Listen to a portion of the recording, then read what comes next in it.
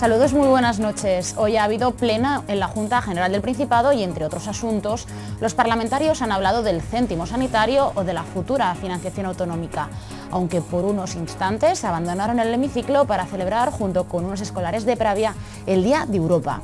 Hoy también les hablaremos de los avances médicos en ciertas enfermedades de la córnea y veremos, en otro orden de cosas, cómo afronta Fernando Alonso el Gran Premio de Turquía. Titulares y comenzamos. El Principado no suprimirá el llamado céntimo sanitario, el impuesto de los combustibles, porque lo considera legal y necesario. Así lo aseguró Areces en la Junta General, donde se ha aprobado precisamente con los votos en contra de los socialistas una proposición para elaborar una ley que promocione y fomente el teatro asturiano y las artes escénicas, según la oposición, completamente marginado en los grandes escenarios asturianos. La dirección de Naval Gijón comunica a sus más de 500 empleados que después de octubre, tras la entrega de uno de los buques que se construyen en el Musel, ya no habrá más carga de trabajo. Para impedir el cierre del astillero, hoy han vuelto a las barricadas y a los cortes de tráfico. Los trabajadores anuncian que a partir de ahora radicalizarán sus protestas a lo largo del verano. El Día de les Letras Asturianes rinde homenaje a la escritora María Teresa González, que a pesar de fallecer muy joven, ha logrado que su obra ocupe un lugar importante en la cultura asturiana. Coincidiendo con esta celebración, la Xunta por la Defensa de la Lingua se manifestó para exigir que se reconozca la oficialidad del asturiano, además de su incorporación a la enseñanza infantil. Gaitas, redobles de tambores, disparos. Oviedo conmemoró el levantamiento popular vivido en la capital contra los franceses el 9 de mayo de 1808. Actores caracterizados con los trajes de época, tanto del bando francés como del asturiano, rememoraron aquellos enfrentamientos que comenzaron hoy con el descubrimiento de una placa conmemorativa por el filósofo Gustavo Bueno. El Sporting partió esta mañana hacia tierras canarias en busca de una nueva victoria que le acerque un poco más a la deseada Primera División, siempre y cuando el Tenerife se lo permita, cuando estamos a 6 jornadas para el final del campeonato.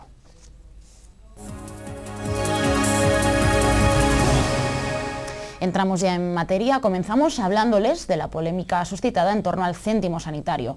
El último en referirse a este impuesto ha sido el presidente del Principado, Vicente Álvarez Areces, quien ha afirmado a la Junta que no lo suprimirá después de que el PP le preguntara sobre este asunto y le recordara la intención de la Comisión Europea de considerar ilegal el cobro de este recargo.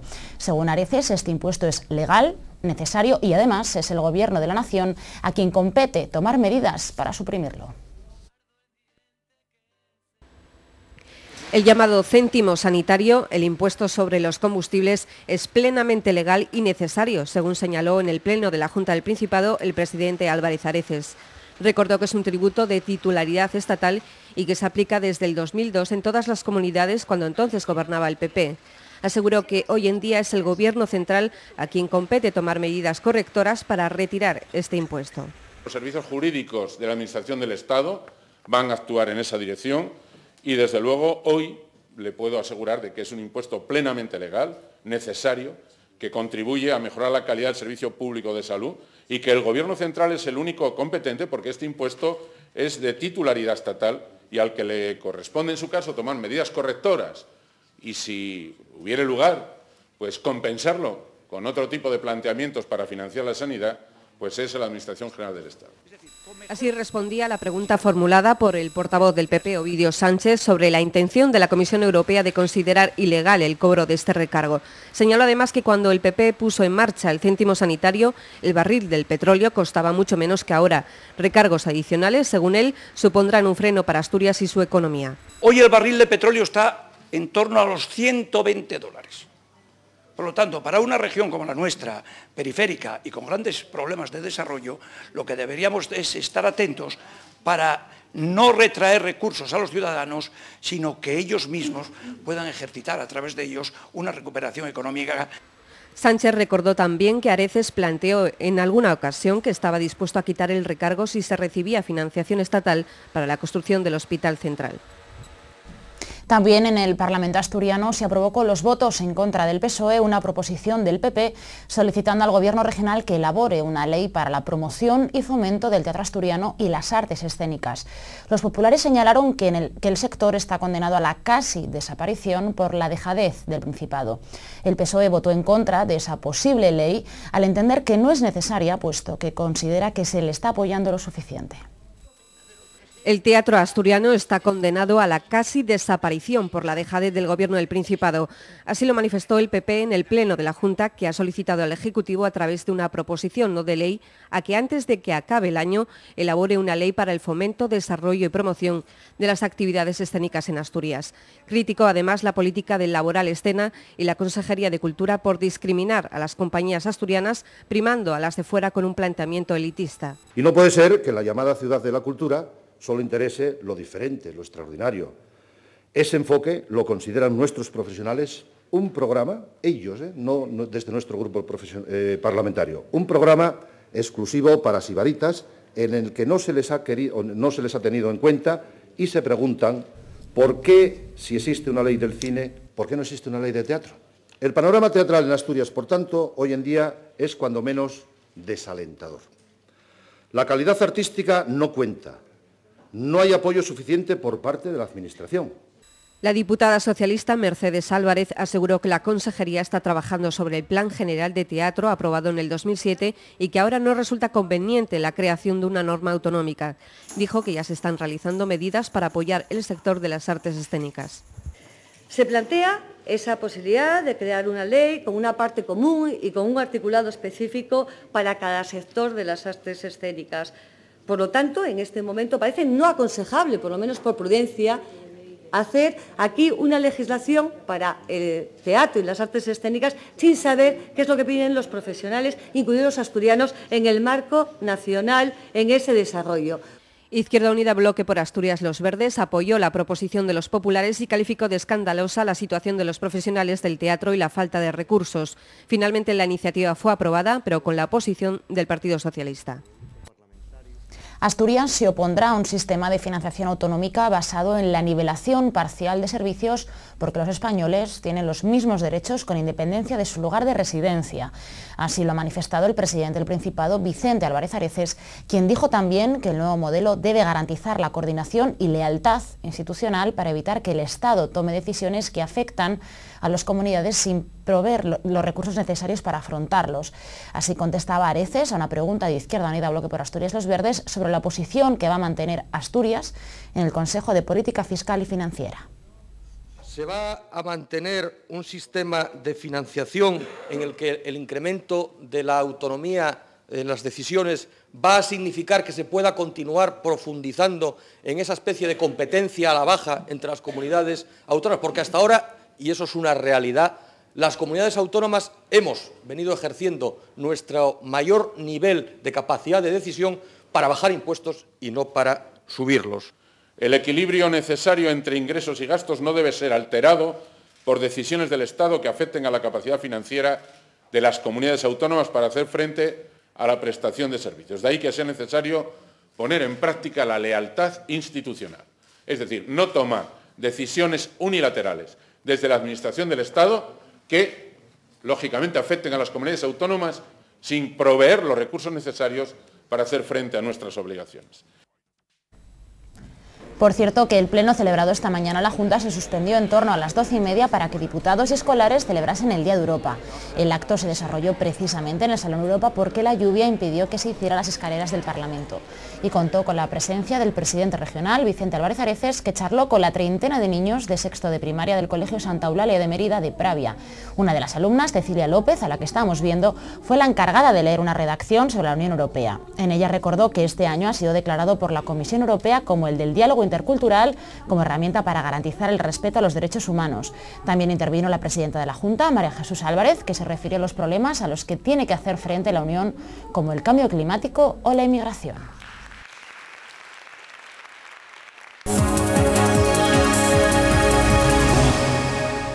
Después de octubre ya no hay más carga de trabajo. Es la conclusión que la dirección de Naval Gijón ha trasladado hoy a sus trabajadores, que superan el medio millar entre los directos y las subcontratas. Para impedir el cierre del astillero, hoy han vuelto a las barricadas con neumáticos ardiendo y a los cortes de tráfico. Se cumplen los peores augurios. La dirección de Naval Gijón les ha dicho hoy a los trabajadores que tras la entrega en octubre de uno de los 2 buques que se construyen en el Musel no habrá más carga de trabajo.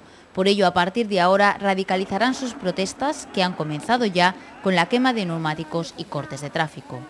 Como sabéis, desde Pimar ayer se comunicó que se sigue insistiendo en el cierre del astillero y desde luego la plantilla de Navalgijón no está dispuesta a permitir que cierren el astillero y por tanto esta es la primera movilización de cara a conseguir carga de trabajo para mantener Navalgijón abierto. Ante el cierre de la empresa, la dirección ya ha dicho que en un mes Juliana les trasladará su oferta para la incorporación de 44 trabajadores, pero ellos no se fían. Yo no quiero ni tocarlo.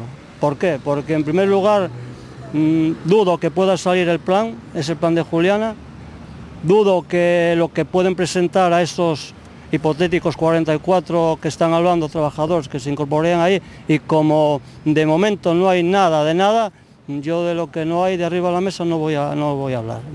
En la actualidad la plantilla de Navalgijón es de entre 500 y 600 trabajadores, pero solo un centenar pertenecen a la empresa, el resto son subcontratas. Cambiamos de asunto. El Foro de la Familia ha acusado a la Consejería de Educación de cobarde por inducir a los colegios a que sean ellos mismos, los propios centros, quienes impongan los mecanismos de sanción para los alumnos que no acuden a las clases de educación para la ciudadanía. Además, han animado a los padres a no ceder ante la actitud dictatorial que, según ellos, está aplicando la Administración en este asunto. El Foro Asturiano de la Familia ha sido muy claro. La Consejería está actuando de forma cobarde y dictatorial por las amenazas y los expedientes que la Delegación de Educación del Principado ha empezado a abrir a los alumnos objetores de educación para la ciudadanía. A nuestro juicio, esto solo se entiende desde el intento totalitario de la Administración Pública Regional para coartar las libertades recogidas en la Constitución española, con una persecución digna de los mejores tiempos del franquismo contra aquellos padres que defienden sus derechos. Desde el foro acusaron a la Consejería de obligar de forma verbal a los colegios a que sean ellos los que impongan las sanciones a los alumnos objetores, algo completamente discriminatorio, porque a ellos se les abren expedientes que pueden afectarles seriamente, mientras que las medidas tomadas con alumnos que faltan a otras asignaturas no son tan severas. También queremos reseñar la actitud incomprensible de algunos colegios, que no podemos entender qué tipo de motivaciones pueden tener al respecto, que se están prestando a hacer el trabajo sucio de la Administración, iniciando expedientes sancionadores sin haber realizado previamente las correspondientes amonestaciones a las que están obligados. Por ahora hay 7 procesos administrativos por amonestaciones impuestas desde colegios a alumnos objetores. El Foro Asturiano de la Familia animó a los padres a no rendirse ante lo que consideran un abuso de poder por parte de la Consejería. Les hablamos ahora de importantes avances en el campo de la medicina. Estábamos acostumbrados a que se utilizara el láser para corregir ciertas enfermedades de la vista como la miopía, las cataratas o el astigmatismo. Ahora también se emplea esta técnica para determinadas enfermedades de la córnea, evitando así recurrir a los trasplantes, lo que permite una recuperación mucho más rápida y con unos riesgos quirúrgicos menores. Hoy en día, con los últimos avances en oftalmología, el que usa gafas es porque así lo desea. De adelantos en esta materia, el Instituto Oftalmológico Fernández Vega tiene una larga trayectoria. En determinadas enfermedades de la córnea, como el denominado queratocono, se recurría hasta ahora a los trasplantes, pero la técnica del láser permite una precisión absoluta para la colocación de unos segmentos en esta parte del ojo dañada, lo que permite a los pacientes recuperar la visión. La posibilidad que tenemos hoy día de colocar unos segmentos intracorneales en la córnea a modo de tensores que regularizan otra vez esa superficie. Esa córnea que tenía que ser uniforme se ha transformado en un cono, colocamos unos segmentos intracorneales y aplanamos la córnea. De esta manera ganamos la calidad de visión a los pacientes. Las ventajas de esta técnica, además de que la recuperación visual es mucho más rápida que la del trasplante, los riesgos quirúrgicos son mucho menores. No obstante, el doctor Alfonso asegura que el trasplante también ofrece resultados satisfactorios en un 90% de los casos. Lo que conseguimos es una recuperación visual muy rápida del paciente. En una semana prácticamente el paciente está haciendo su vida normal, ¿no? Cuando haces un trasplante de córnea pueden tardar meses en reincorporarse a su trabajo. Entonces en este caso pues, nos ha ayudado mucho a la rehabilitación, sobre todo rehabilitación precoz del paciente y menos riesgos quirúrgicos que el realizar un trasplante. La cirugía del queratocono es frecuente y se obtienen resultados muy positivos. La nota negativa es que no lo cubre la Seguridad Social. Sobre este tipo de cirugía, el Instituto Oftalmológico Fernández Vega celebra en su centro hasta el sábado un congreso con más de 150 participantes, con la presencia del doctor brasileño Paulo Ferreira, inventor de los segmentos intracorneales.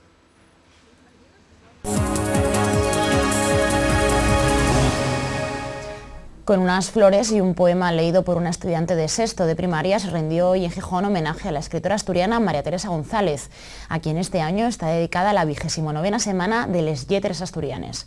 Fue precisamente en el parque que lleva su nombre, en el barrio de Tremañes, donde tuvo lugar uno de los actos oficiales de este día, empañado por la lluvia. A pesar de fallecer muy joven, María Teresa González logró que su obra ocupe un lugar importante en las letras asturianas. Fue la primera mujer narradora de la generación del Surdimiento. Además, luchó por los derechos sociales como trabajadora de Crade, una fábrica en la que realizaba tareas que hasta entonces habían sido patrimonio exclusivo de los hombres. Por cierto, que precisamente hoy se ha presentado un recopilatorio completo de sus obras. Coincidiendo con el Día de Les Lletres, la Xunta pola Defensa de la Llingua ha celebrado una manifestación para seguir reivindicando la oficialidad del asturiano en el nuevo estatuto. El escenario elegido fue la Estación del Norte, pero las reivindicaciones son las mismas que hace 25 años, cuando Galicia, Navarra, Cataluña, País Vasco, Valencia y Baleares incluyeron en sus estatutos el reconocimiento oficial de sus lenguas. Por eso la Xunta exigió que esta vez se reconozca la oficialidad del asturiano, además de la incorporación de la lingua y la cultura asturiana en el currículum infantil o la creación de la especialidad de la lingua en los cuerpos de maestros y profesores de enseñanza secundaria.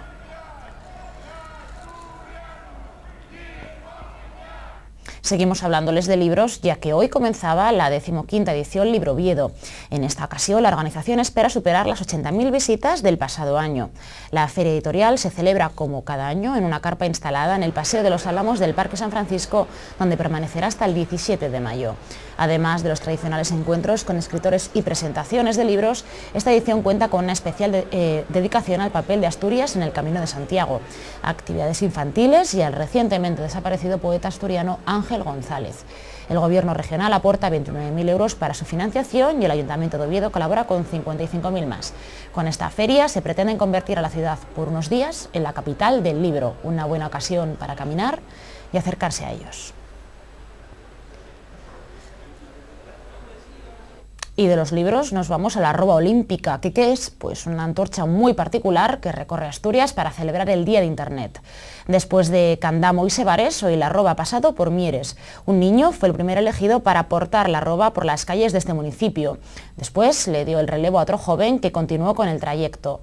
Con esta iniciativa, el Gobierno regional pretende destacar la relevancia de las nuevas tecnologías para nuestra sociedad.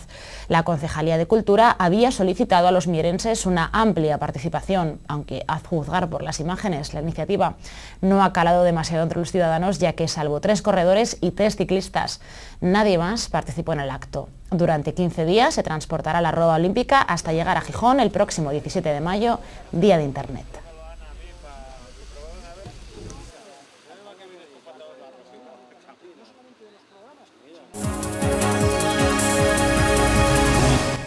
Son muchos los pueblos y aldeas repartidos por la geografía asturiana que se han quedado abandonados, vacíos, porque los que allí vivían o descendientes se han ido a otros lugares más grandes o mejor comunicados. Sin embargo, algunos de esos lugares volverán a tener pobladores, ya que se dedicarán al turismo rural. Ese es el caso de Pereu, en el concejo de Caso, todo gracias a que el empresario langreano Hermógenes Suárez lo ha comprado para convertirlo precisamente en un complejo turístico. Esta noche se encuentra con nosotros el propio Hermógenes para hablarnos de este proyecto, cuando menos curioso, ¿no? y original. Un poco original, sí, yo diría. Pues bueno, yo soy un enamorado de la zona de Caso, por excelencia, ¿no? Y de muchos años.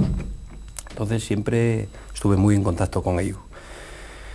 ¿Qué pasa? Que yo me dedico a la formación y a la industria cárnica y a la hostelería, pero bueno, a través de un alumno que yo tuve en la Felguerina de aquella zona, pues comencé a ir a visitar aquello que no conocía. Yo conocía Caleao del mercado, del ganado. Y empecé a hacer una visita por allí y bueno, empezamos y a través del chavalín me enseñó todo aquello y me enamoré de aquello. O sea, la verdad que es un privilegio. Y después, bueno, comentando la forma de rehabilitar y de poder dar uso a aquello, pues el alcalde de Casu, Elías, siempre llevó la iniciativa y apoyo en todo momento para poder llevar el proyecto a cabo. ¿Hace cuánto que conociste este lugar que, por lo visto, o sea, cuando menos te impresionó mucho? Sí, te llenó mucho la vista. Yo conozco prácticamente la zona de Casu. Yo soy de montaña, no de playa. Entonces, pues ya muchísimos años que llevo por allí. Y esto lo conocí, pues eso, a través de un alumno, pues habrá aproximadamente año y medio, 2 años, una cosa así. ¿Y qué te encontraste allí? ¿Cómo estaba el pueblo? Bueno, la verdad que es un pueblo que está vacío del todo, no hay gente que viva allí. O sea, vivieron antaño hacia 40 personas. ¿Qué pasa? Que la gente fue marchando, lo que tú acabas de decir, ¿no? Pero hay que volver a retomar eso y la mayoría del pueblo es de mi propiedad y voy a hacer turismo rural. ¿El pueblo es grande, pequeño, más o menos? Bueno, tiene unas 14, 15, entre cuadres y casas, pues unos 14, 15 complejos, vamos, o sea... O sea, que se puede hacer bastantes cosas. En un principio van a ir entre 10 apartamentos rurales que van a alojar aproximadamente sobre 30 o 40 personas. O sea, que para un principio no está nada mal. Pues sí, la verdad es que sí. ¿Hace cuánto tiempo decías que nadie vivía en él? Y Pues si sabes un poquito de la historia. Hace muchos años, ¿no? Allí vivieron, pues eso, lo que yo te dije, unas 40 personas. No muchas familias, 4 o 5 familias, pero bueno, que tenía muchos hijos y bueno, poco a poco fueron creciendo y la gente fue marchando, ¿no? Entonces llegó un momento que estuvo y está. Allí no habita nadie y bueno, la verdad que es un sitio que yo, vamos, no me lo explico, ¿no? El por qué no vive allí nadie, porque es un sitio encantador, paradisíaco. Aquello es... ¿Está bien comunicado? Bueno, hasta la Felguerina sí, después tenemos una buena pista, una pista de hormigón que sí es un poco estrecha. Pero bueno, yo no, eso para mí es el menos inconveniente. Una vez que estás arriba, pues bueno, aquello es maravilloso. Es un poco quizá el aliciente, ¿no? Turismo rural, más rural que nunca. Sí, más rural que nunca, desde luego. Es que vamos, yo por ejemplo, esta primavera, estos meses atrás, cuando la berrea, yo la estuve viendo, pues bueno, como de aquí prácticamente donde estás tú. A una distancia muy... O sea, que estamos en plena naturaleza total. ¿Fue difícil hacerse con todas las viviendas que componen ese pueblo? Lo digo porque quizá hay gente a la que era complicado localizar. No, vamos a ver, yo no conocía, ya te digo, la Felguerina y entonces a través de un alumno que tuve, Sergio, pues lleguemos allá y me enseñó la Felguerina y me dijo, qué guapo es tú. Y yo dije, Sergio, esto de guapo no es nada. Entonces, como buen casín, quiso, lo mismo que Elías, el alcalde, como buen casín tira a que hagamos cosas y proyectos en el concejo de él, ¿no? Lógicamente. Pero como buen casín, que la Felguerina es precioso, no me gustó. Volví a los 2 meses y di un paseo más arriba y entonces yo pregunté, Sergio, aquello de ahí arriba, ¿qué pueblo es? Y dice, aquello es el Pereu, lo más guapo de Asturias. Y yo dije... De mano te lo vendió bien, sí. Y digo, estica así, es la hostia. Entonces, a los pocos días me gusta mucho andar haciendo ruta, ¿no? Con todo terreno y recogiendo por ahí, pues bueno, basura que encuentres, botellas, yo me gusta eso. Y fui hasta allá. Y nada más verlo, digo, joder, esto es precioso. Entonces, ¿qué pasó? De lunes en clase le cogí, Sergio, ¿hay forma de comprar algo ahí arriba? Y dice, no sé.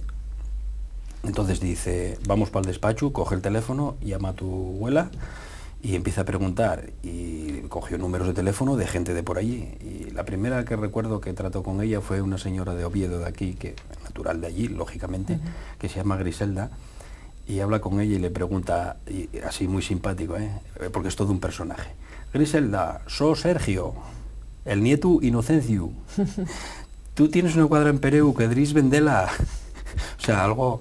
Y así empezamos y compré una cuadra. Y después compré otra, Aide, y a continuación fui hasta el ayuntamiento y hablé con el alcalde. Oye, yo compré una cuadra allí y quería rehabilitarla. Y me lo puso muy feo, que era zona natural y que no se podía rehabilitar como vivienda y cosas de este. Y digo, bueno, entonces, ¿qué hago yo? Dice, y él me metió en la cabeza lo de hacer turismo rural, apartamentos, y bueno, y ahí estoy metido con un proyecto, pues, que ya empezamos estos días y tirar para adelante, a ver si sacamos ahí, pues, eso, en un principio sobre 10 apartamentos, 11, bueno, 10, 11, ya veríamos a ver.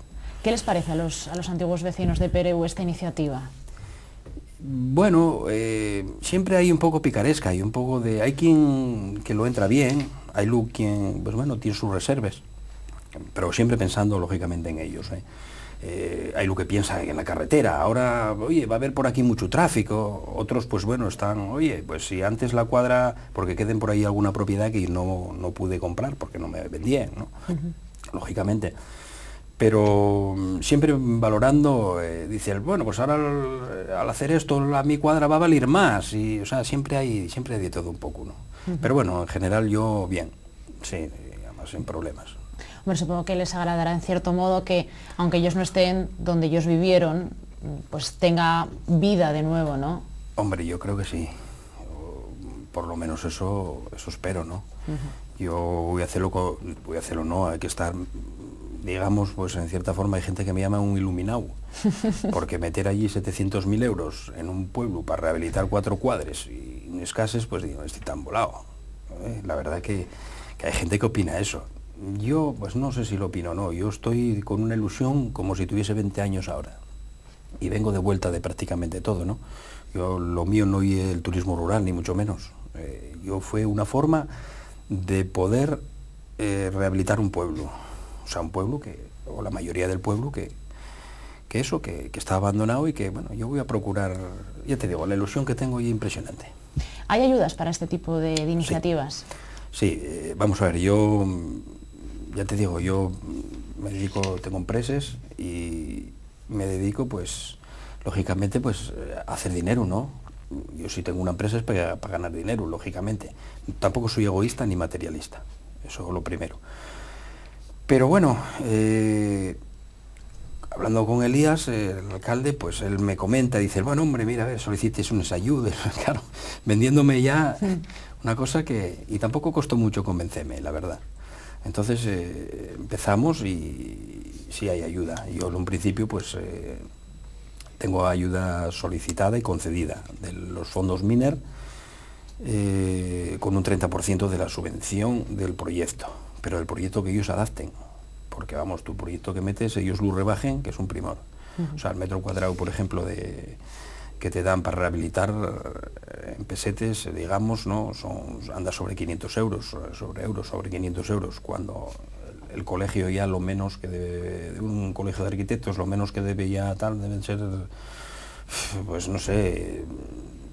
Sí, cantidades bastante superiores. Sí, mucho más grandes, claro, ¿entiendes? Entonces sí, pero bueno, es lo que hay. Yo como por encima de mí está mi ilusión y un capricho, digamos, ¿no? Y entonces sí tengo concedida, pues eso, 124.000 o 123.000 euros de fondos Miner. Y ahora se abre la convocatoria del PRODER y ya tenemos la subvención metida. O sea, falta que aprueben y a ver si podemos llegar hasta el 50%. Has hablado de viviendas, pero ¿va a contar con algo más Sí, adelantaros un poquito. Todo lo que se pueda hacer vivir un poquitín lo que es el turismo rural, ¿no? O sea, pues bueno, lo típico que hace todo el mundo, eso ya lo tenemos. Por ejemplo, el senderismo, la ruta a caballo, todas estas cosas que bueno, sí funcionen, pero bueno, hay que darle a la gente que venga de fuera, hay que darle otros alicientes, ¿no? Sabes que la gastronomía, porque yo soy hostelero, y sabes que la gastronomía, que es una cosa muy importante a la gente que viene de fuera, pues bueno, hay que intentar dar ellos un poco de gastronomía, ¿no? Y después hay que hacer cosas nuevas, ¿no? Por ejemplo, hacer a la gente participar de las cosas del campo, de la zona rural, ¿no?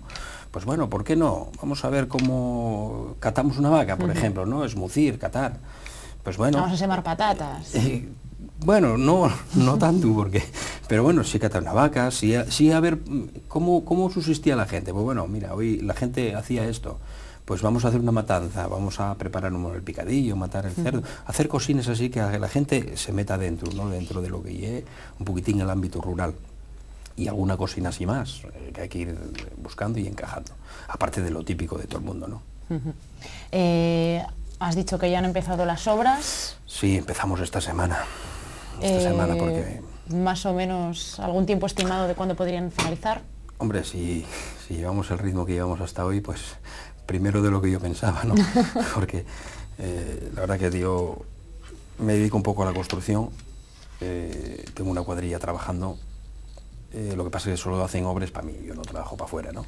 O sea, yo siempre me gustó mucho el mercado inmobiliario, entonces compro, lo que pasa es que siempre más bien cosas pequeñas. Yo no me gusta lo grande. Compro, por ejemplo, una casa, la reparo, pues la vendo. Entonces yo tengo una cuadrilla allí y imagínate la ilusión que tengo, que estoy todos los días allí. Todos los días. Yo me levanto a las 7 menos cuarto y a las 8 menos 5 estoy en obra. Y hasta las 7 de la tarde, 6, 7 de la tarde, allí me encuentro trabajando y haciendo de todo. Es que tengo una ilusión tremenda. Y mira que dejo todo lo demás, ¿eh? Dejo todo lo demás. No paso ni por el bar, ni por el restaurante, ni por la carnicería, ni por la escuela, no paso por ningún lado. Y es más, en breve tengo que empezar un curso por la mañana, a dar clase por la mañana y lo estoy temiendo. O sea, ahora mismo pues me gustaría que lo retrasasen un montón. Son los fondos del Plan FI del Principado. Van con retraso y digo, bienvenidos sean.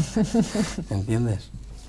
Hermógenes Suárez, muchísimas gracias por haber venido. Muy intrigada por ver ese pueblo cuando esté finalizado ya, cuando estén finalizadas ya las obras, y mucha suerte en este proyecto tan bonito. Eso espero, ¿no? Yo para eso lo hago. Y bueno, nada, decir que un saludo de aquí a todos los alumnos que me están viendo, un montón, más de 400, 500, no te lo pierdas. Con sus una buena cantidad. Con sus respectivas familias, pues ya vamos, y bueno, clientes y amigos y nada, y a vosotros.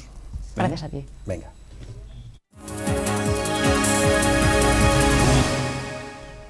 La plaza del Ayuntamiento de Oviedo se trasladó por unos instantes al siglo XIX para rememorar el levantamiento popular que 200 años antes protagonizaron los asturianos contra las tropas francesas.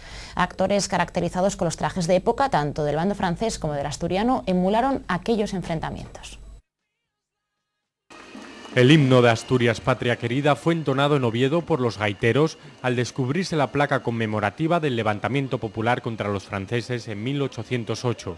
Durante los actos conmemorativos, los ovetenses pudieron asistir a una representación histórica de lo que los asturianos vivieron 2 siglos atrás. Empezaba en aquellos años una auténtica revolución, una refundación desde Asturias de lo que hoy es España. El acto que celebramos hoy, yo creo que desde el punto de vista de Asturias, puede legítimamente, y diría más necesariamente, considerarse como una verdadera refundación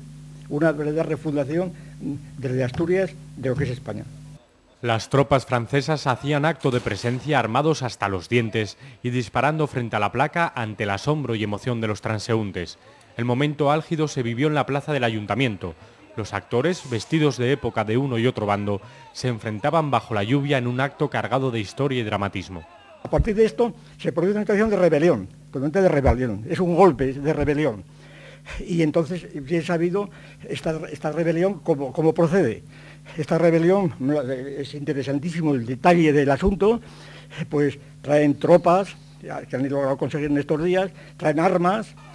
Terminada la contienda, los asturianos resultaron vencedores. Con el acto de hoy se rindió homenaje a quienes lucharon por su libertad y escribieron con su lucha un capítulo de la historia de Asturias y de España.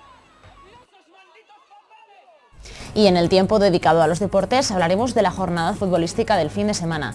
El Sporting se medirá mañana al Tenerife en tierras Canarias. Los rojiblancos esperan seguir con la buena racha y sumar la que sería su 4ª victoria consecutiva, algo que les acercaría aún más al ascenso. Por su parte, quien espera certificar la permanencia en Segunda B este domingo es el Marino de Luanco, que recibe en Miramar al Rayo Vallecano. Fuera del mundo del fútbol también será noticia el Gran Premio de Turquía de Fórmula 1 que se disputa el domingo en el circuito de Estambul. Por el momento los Ferrari han marcado los mejores tiempos en los entrenamientos libres de hoy. Por su parte, Fernando Alonso ha acabado 4º en la primera sesión y 9º en la segunda, evidenciando los progresos de su R28. Lo vemos todo en unos instantes.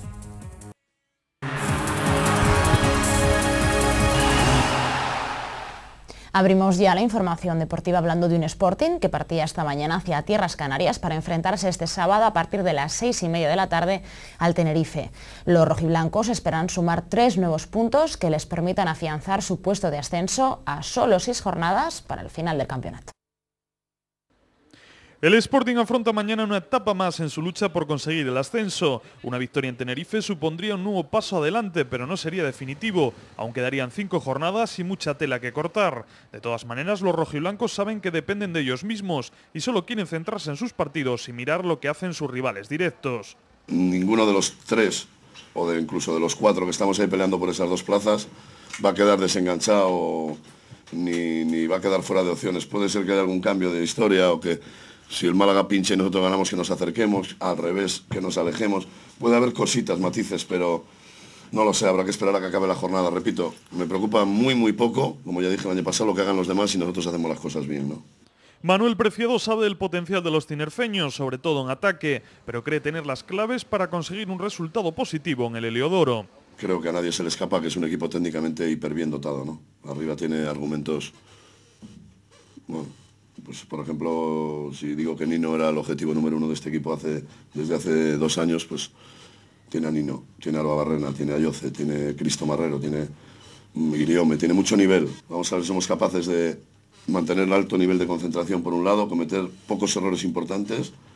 Y entre esos errores importantes cuento en no quedarnos con menos jugadores, por ejemplo, y cosas de estas, ¿no?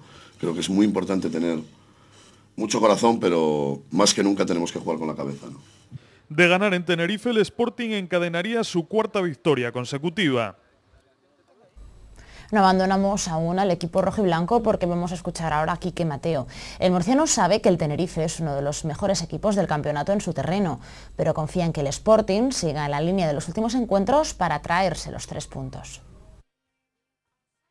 Esperemos que no estén en su mejor nivel, ¿no? Un equipo que creo que el mejor equipo como local, ¿no? Solo perdió un partido, según tengo entendido, y eso lo dice todo, ¿no? Sobre el equipo, un equipo planificado para ascender, que por unas cosas por otras no está ahí, no está en la parte alta de la clasificación, pero un rival la verdad que es muy difícil y con jugadores contrastados en la categoría. Esperemos ganar y que los demás pinchen. Bueno, y si no pinchan, por lo menos ganar nosotros, ¿no?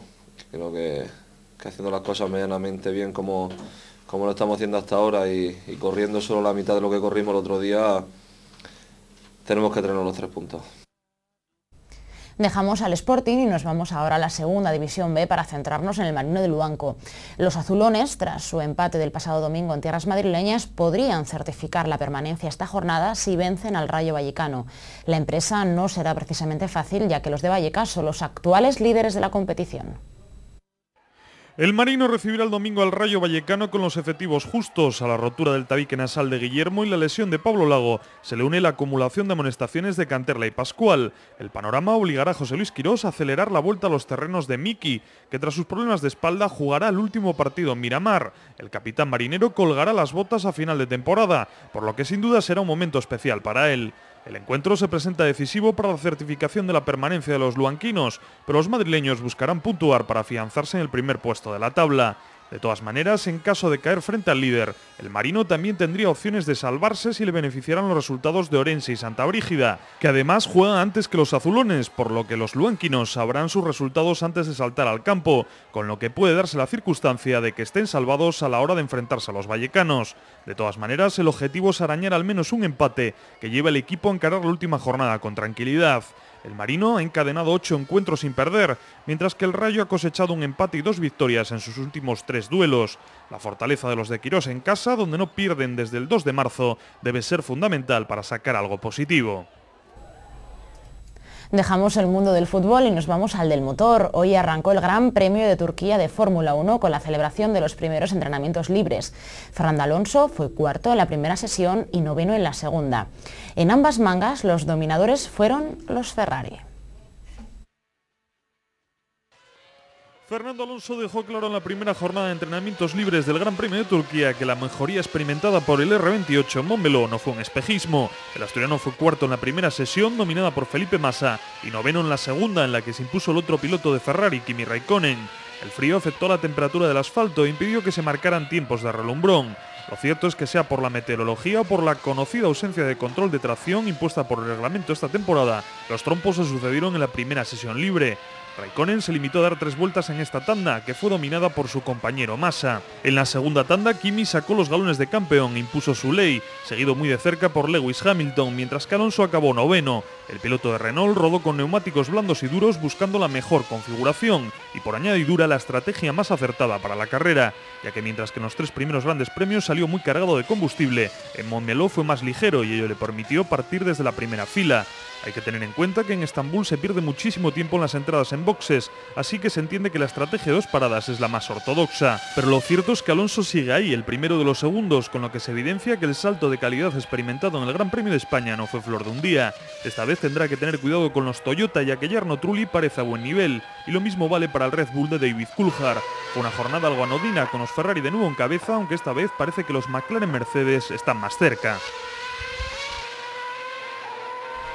No abandonamos aún Turquía, nos ocupamos de la antesala de la Fórmula 1. En la GP2 se disputaba esta tarde la calificación para la carrera del sábado y el colungués Javi Villa terminó octavo, por lo que saldrá mañana desde la cuarta fila de la parrilla. Su compañero de equipo, Giorgio Pantano, se hacía con la pole. Las GP2 Series afrontan su segunda prueba de la temporada en el circuito de Istanbul Park. La primera disputada hace 15 días en Montmeló deparó un resultado no tan bueno como el esperado para el asturiano Javi Villa. Un problema en la arrancada hizo que no pudiera brillar en la carrera larga del sábado y en la del domingo realizó una gran remontada que le llevó del 14º al 6º puesto final, lo que le permitió sumar su primer punto del campeonato. En el trazado turco, Villa espera poder estar más adelante, aunque de momento en la carrera de mañana saldrá desde el 8º lugar. El de Loroñe quedó a más de un segundo de la pole que marcó su compañero el italiano Giorgio Pantano. De todas maneras, Estambul es un circuito en que la anchura de la pista y la presencia de curvas lentas con fuertes frenadas hacen que adelantar sea más factible que en otros trazados, por lo que no estar en las primeras filas no es tan determinante para obtener un buen resultado. Aún seguro que si no tiene problemas mecánicos, Villa estará luchando por los primeros puestos en las 2 carreras del fin de semana.